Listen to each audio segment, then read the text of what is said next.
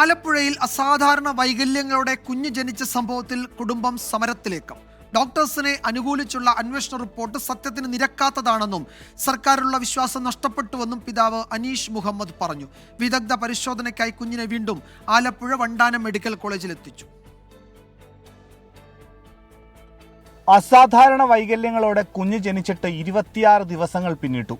കുഞ്ഞിന്റെ നിലവിലെ ആരോഗ്യസ്ഥിതി സംബന്ധിച്ച് ഡോക്ടർമാർക്ക് വ്യക്തതയില്ല. ചികിത്സ സർക്കാർ ഏറ്റെടുക്കുന്ന കാര്യത്തിലും ഉറപ്പു നൽകിയിട്ടില്ല.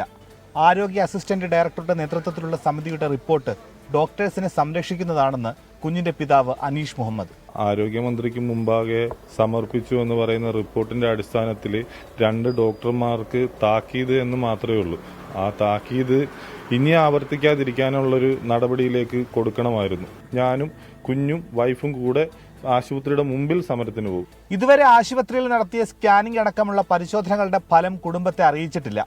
ആരോഗ്യമന്ത്രി ഇതുവരെ നേരിൽ ബന്ധപ്പെട്ടിട്ടില്ലെന്നും ഇന്നലെ മന്ത്രി ആലപ്പുഴയിൽ എത്തിയിട്ടും കുഞ്ഞിനെ കാണാൻ എത്തിയില്ലെന്നും കുടുംബം ആരോപിക്കുന്നു. സംഭവത്തിൽ സ്വമേധയാ കേസെടുത്ത ബാലാവകാശ കമ്മീഷൻ ഇന്നലെ കുടുംബത്തിന്റെ മൊഴി രേഖപ്പെടുത്തിയിരുന്നു. 24 ആലപ്പുഴ.